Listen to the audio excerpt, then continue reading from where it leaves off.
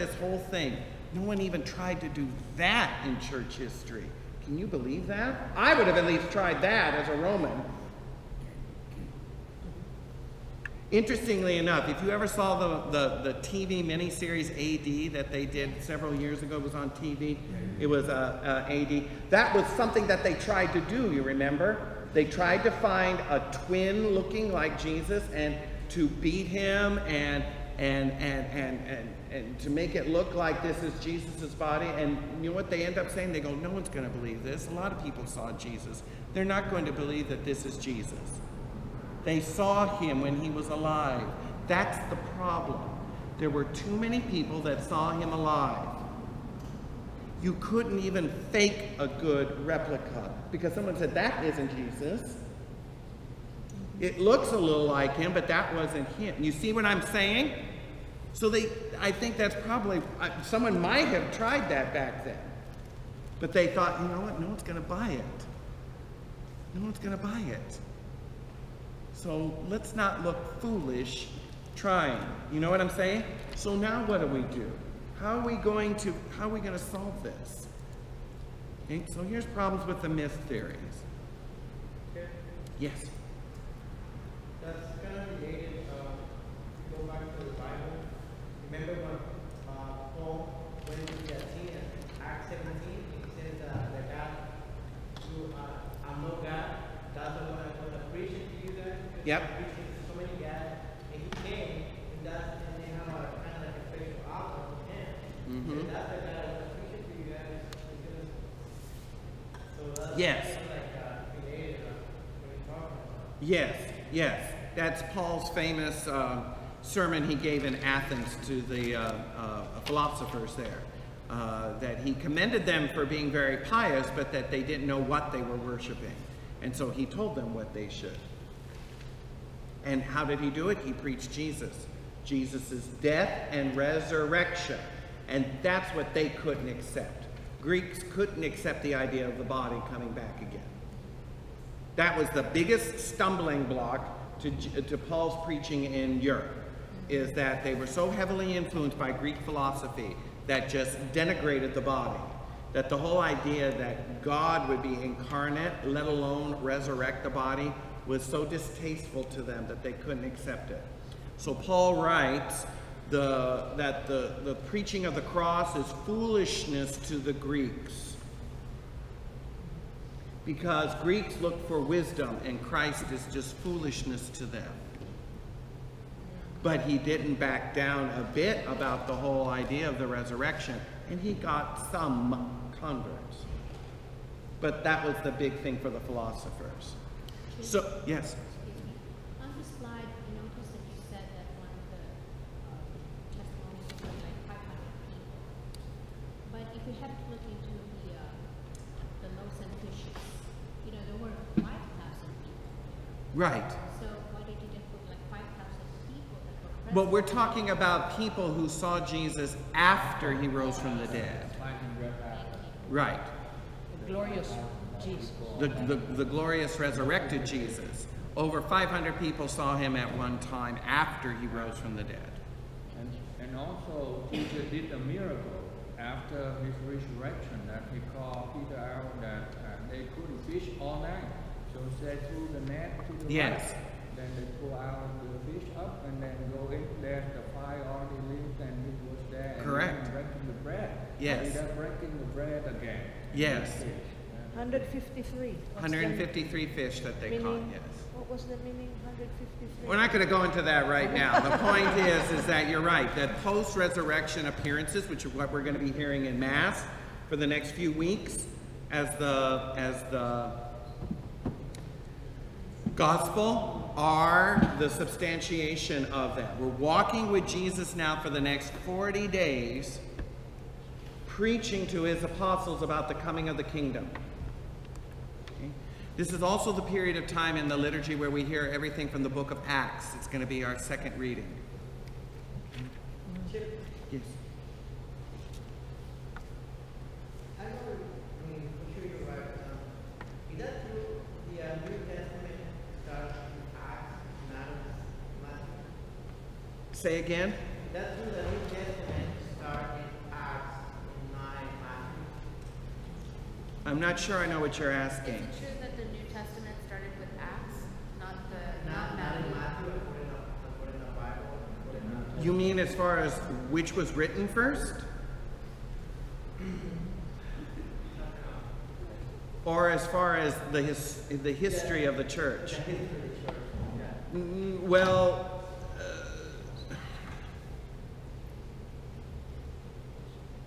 I mean, you have the Gospels, and then Jesus rose from the dead, and then you have the book of Acts, which records what happened after he ascended into heaven. Let me get you more information on the training next Tuesday. Okay. Because, I mean, when I was studying theology, that's what our teacher tell us, you know. So according to let me get you more information. Okay. And I will ask you this, because I mean, everybody we know is starting with Matthew, which said the New Testament, but there's special education. Alrighty, no problem. Again, I'm going to show you the 6 reasons that Dr. Kreeft says that refutes this whole idea that it was a myth. So, and this is really something that you need to go over on your own in a more detailed manner. The style of the Gospels is radically and clearly different from the style of myths. Okay? Now we're talking about a literary genre. How do you read the New Testament? How do you read the Gospels? Is it written in a mythopoetic form, or is it written more as a history? And the answer is, it's written more as a history. It was not meant to be a myth. And in fact, of all of the Gospels, Luke is the one that goes out of his way to constantly remind his readers that this isn't mythology, that this is actual history. It's in the Gospel of Luke that we get more historical references interposed in the Gospel narrative than any other Gospel. He tells us it was Caesar Augustus who was the Caesar that ordered the taxation that caused Mary and Joseph to go to Bethlehem. He tells us it was Pontius Pilate that was governor of Judea at the time of his trial. And it was Caiaphas who was high priest at the time. He tells us it was Tiberius who was emperor of Rome when Jesus began to preach. So he's constantly interjecting in his gospel these historical references. Why? Because his readers were used to reading the Greek myths about gods being born from Zeus and so forth, great heroes. And he wanted to make sure that his readers were not reading another myth, that they were reading a historical record of this man called Jesus of Nazareth. Got it? More than any of the other Gospels, Luke is the one that anchors everything in historical reality, which is why we know most about what we know when Jesus did things than any other Gospel. Mark doesn't do it, John doesn't do it, Matthew doesn't do it. Not to the extent that Luke does. Luke goes out of his way. Okay? That's a big plus right there. This is not written as a mythological text. The Gospels were written as history. And I mean, here's all this. I mean, you have to read it on your own. A second problem is that there was not enough time for myth to develop. When you look at when the Gospels were written, in the timetable of when the events occurred, there isn't a lot of time for myth making. There isn't a lot of time to invent things. In fact, the Gospels, and we'll spend a lot of time to this when we get to that point when we do our Bible survey. There's so much to be said for it. But let me just summarize it this way. If there was events in the Gospels that were not historically accurate, there would have been a big uprising among people saying, that never happened. Because you're right, there were over 5,000 people there at the loaves and fishes. And you read these circulars that say, well, Jesus only did the loaves and fishes for 500 people. You know what they'd say? I was one of those people. I remember that. No, there was a lot more there. This is wrong. Do you see what I'm saying? The Gospels, when they were written, if there were things that were mistakenly said or done, there would have been critics still alive that would have said, I remember when Jesus said that, and that's not what he said. There would have been this criticism early on that would have been popping up, that the enemies of the church would have glommed on like you don't know what, and said, aha, the Gospels are a fraud. Do you see what I'm saying? So this whole idea that the early Christians invented all of this baloney about Jesus doesn't fly.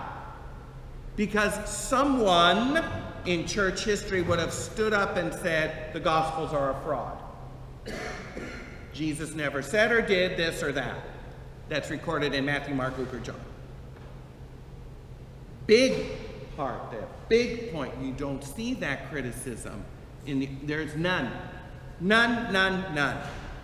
Which tells me that the Gospels are reliable historical documents, because there's no early criticisms of it saying that they've been misleading you.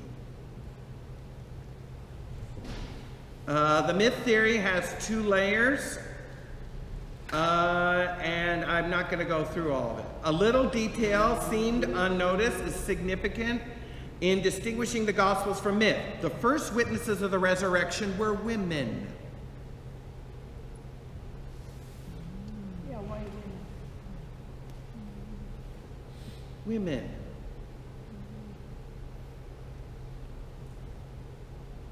See, if you're going to create a new religion, if you're going to invent something, you get men to tell you the story. You don't get women. Because women are hysterical, they're emotional, they'll say, you've heard the old wives' tale, right? This is not a good way to start inventing a new religion, by getting women witnesses.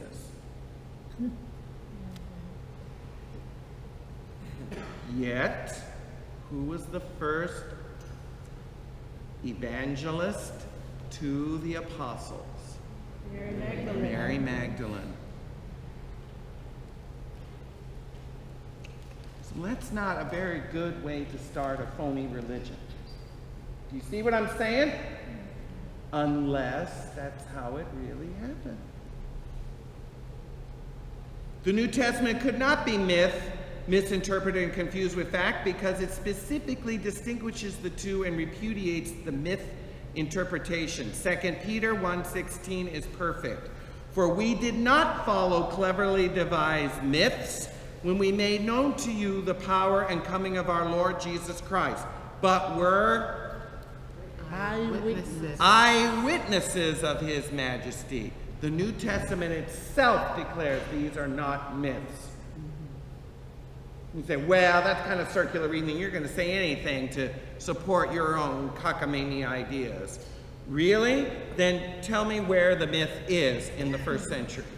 Who are the people who are going to say, no, you invented that story, Peter, about Jesus walking on water? That never happened. No one says things like that. There are no counter witnesses to the gospel records. There is, in fact, these witnesses of the apostles of the first century that says none of this was just invented by our own myth. We are eyewitnesses to the events.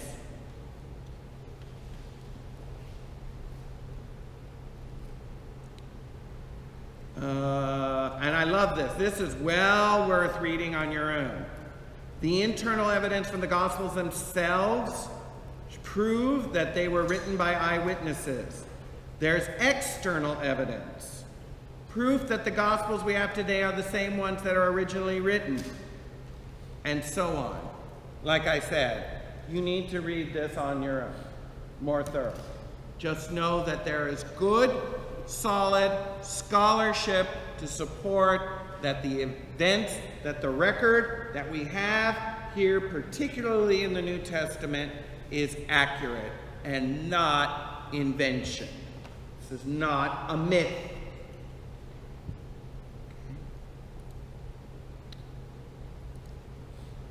All right? So we're cutting down the theories. I need something else here to prove that the resurrection didn't happen. Now, none of this is holding water. Yes? Yeah. It seems Jesus alive, and walk on earth and preaching the gospel. They already attacked Jesus. And Jesus say that if you don't believe in me, my work, then look at my work. Look at my work. And they're still attacking and fighting the reason to make him disappear. Mm-hmm. And then now even he's dead, they still fight the reason so that nobody gonna believe in him. Yes. That's why when Jesus alive, he said, not everybody have eyes that can see, but have ears that can hear, and right. have mind that can understand. Correct. And the reason why I'm going through all of this is so that when you meet these people, and you will, one way or another, that say, oh, you just believe because you have faith, and it's just a leap of faith, and it's just something that you believe, it's just a kind of for you, but it's not for me because, I'm smarter than that. You'd say, oh, then who was Jesus? Well, he was a nice teacher. Wise things to say, nice person, but so you don't believe he's God? No. Why not? Well, because that's just silly. Oh, then what do you do about the resurrection? Well, it's a myth. No. Well, they were all just hysterical. No. Well, it was a conspiracy to create a new religion. This is the book that was popular in the 60s and 70s called The Passover Plot. Here's the basic gist of it. Jesus and his followers say, look, boys, we're going to create a new religion, and I'm going to be your founder. Sound good? So here's how we're going to get these schmoes to believe it. I'm going to die, but it's not really going to die. And I'm going to appear again and look like I've risen from the dead. And that's going to convince everyone that this is the true faith, and we'll make millions out of it. And he gets these 12, okay.